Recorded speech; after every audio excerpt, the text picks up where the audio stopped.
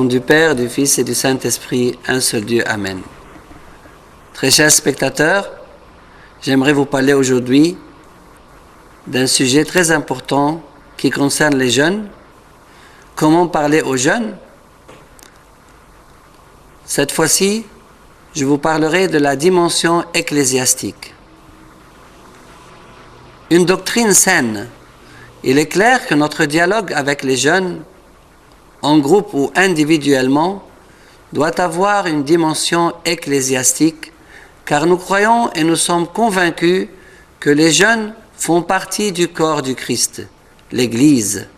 Chaque jeune doit être convaincu de son appartenance à ce saint corps, appartenance qu'il a acquise par le baptême et qu'il cultive à travers sa vie quotidienne à l'Église.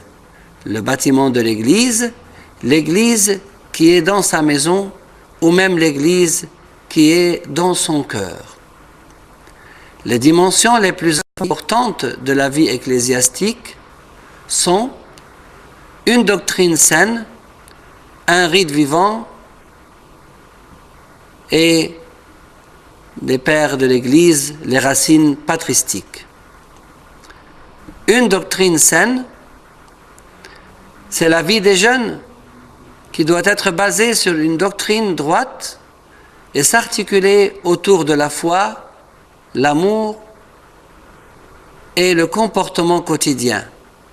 Un rite vivant, en vivant l'année liturgique rituelle quotidiennement, hebdomadairement ou mensuellement, en union vivante avec le Seigneur Jésus, la tête du corps, avec les saints célestes et avec ses frères qui luttent sur le chemin du royaume, bien que toujours vivant sur la terre.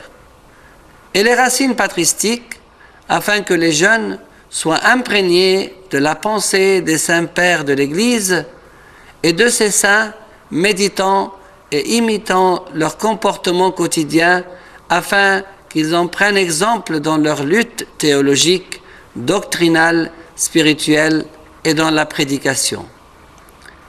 Une doctrine saine, en ce sens qu'elle est conforme à la Bible, la tradition, les canons et les pères. Une telle doctrine nous offre une pensée saine et précise en tout domaine. Les sacrements, l'intercession, la prière pour les défunts, les jeûnes, les fêtes ou tout autre sujet. Notre Église est fière d'avoir offert à la chrétienté des théologiens qui ont su expliquer la foi et les vérités du christianisme avec un style précis, reconnu par le monde chrétien en leur époque et jusqu'à ce jour. Le retour des deux familles orthodoxes, bientôt une seule famille si Dieu le veut, à la formulation de Cyril d'Alexandrie, une seule nature unique du Verbe de Dieu incarné, était et sera une cause de l'union orthodoxe. Une doctrine droite, c'est une doctrine qui ne dévie pas, qui a débuté au temps des apôtres et qui se maintient jusqu'à ce jour dans la même lignée, sans la moindre déviation. Certains ont dévié à gauche et après la prostatation de certains ont dévié à droite. Après discussion et concertation, les voici revenus aux sources, retrouvant dans l'orthodoxie refuge et recours. Nous ne prétendons pas à une distinction personnelle, mais nous n'avons tout simplement pas dévié ni à droite ni à gauche. C'est la nature des choses et le sens de l'histoire. Une doctrine globale, elle n'exagère pas un aspect au détriment d'un autre. Ainsi, nous la voyons parler de la foi sans négliger les actes, honorer la Vierge sans la porter à un rang divin, autoriser la lecture de la Bible et sa méditation sans laisser à chacun la liberté de la commenter, car le christianisme n'a pas commencé avec nous et à nos jours. Cette doctrine donne au clergé pouvoir et honneur, sans nier au peuple le droit à participer aux décisions de l'Église. Elle parle de la grâce, mais aussi de la lutte. De la sorte, elle donne au christianisme une image globale et complète. Une doctrine biblique, bien que l'Église copte soit une Église traditionnelle, elle croit que la Bible contrôle toute doctrine, toute tradition et tout rite. C'est pour cela que toutes les doctrines de notre Église sont bibliques. Des centaines de versets plaident en faveur des sacrements, de l'intercession, de la tradition, de la béatification, de la Sainte Vierge, de l'onction des malades, par l'huile, du clergé, de l'autel, etc. Il ne fait aucun doute que la doctrine de notre Église copte est la bonne compréhension de la Bible et de la vie. Nous ne disons pas cela par fanatisme, mais car c'est le patrimoine que nous avons reçu des pères saints, sans ajouter ni suppression. Nos pères, ils ont vécu le christianisme, l'évangile et la société. Et nous étudions leur vie, leurs paroles, leurs commentaires de la Bible et leur théologie. Nous luttons pour persévérer dans la même voie. Ainsi, si nous prenons racine dans la profondeur de l'histoire des pères et leur comportement, le tronc s'élèvera et donnera des fruits pour la gloire du Christ et la construction du royaume. Un rite vivant. Notre Église possède un rite vivant qui satisfait la pensée et l'esprit. Le rite dans l'Église est le vase qui renferme la doctrine. Il est, pour de nombreuses doctrines de l'Église, une occasion d'instruction, d'expression, de dégustation et de satisfaction. Le rite est donc un vase renfermant la forme et le fond de la doctrine.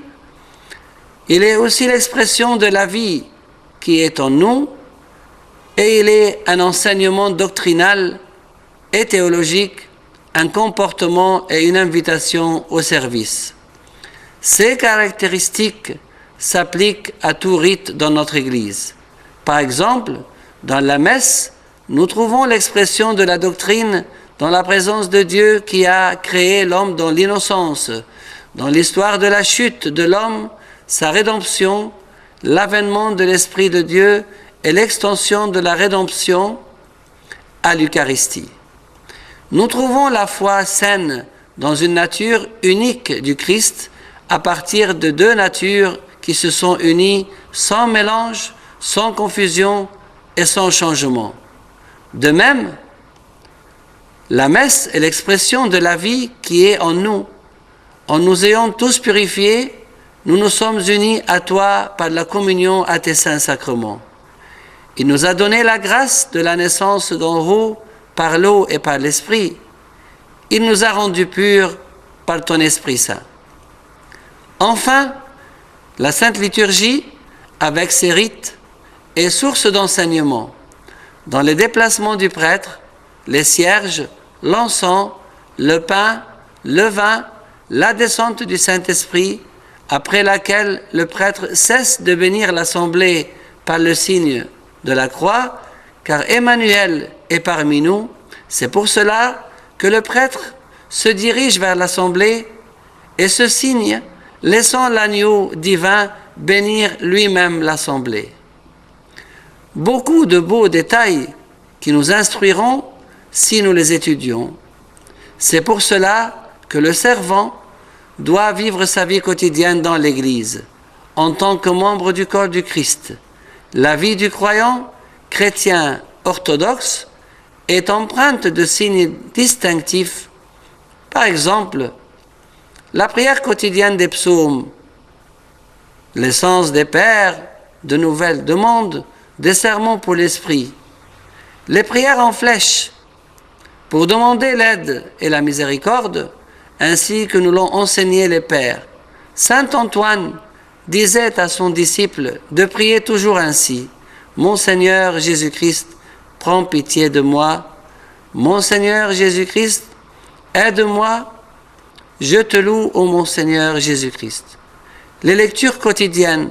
Dans le livre des lectures, nous avons 9 chapitres au moins par jour. Le synaxaire, commémoration quotidienne des saints, des conciles et des miracles afin de prendre exemple. La louange quotidienne, avec ses passages bibliques, sa profondeur spirituelle et ses hymnes éternels, ainsi que les jeûnes, les mercredis, les vendredis et les nombreux jeûnes pour s'associer à la naissance du Seigneur, sa crucifixion et sa résurrection, en prenant exemple sur la Vierge, les pères, les apôtres et les habitants de Ninive. Les événements de l'Église, comme la Semaine Sainte et les louanges du mois de Kiah, les fêtes majeures et mineures de notre Seigneur Jésus, afin de vivre l'événement et bénéficier de son effet sur notre vie. Le sacrement de l'Eucharistie, sommet du régal spirituel à travers les liturgies quotidiennes. Les pères, étude continue de leurs paroles afin d'en profiter dans notre vie et notre service. Ainsi, nous et notre jeunesse serons orthodoxes de doctrine et de vie, glorifiant Dieu, fidèles sans fanatisme, remplis d'amour envers les autres, sans concession sur la doctrine et les principes, et gloire à Dieu éternellement.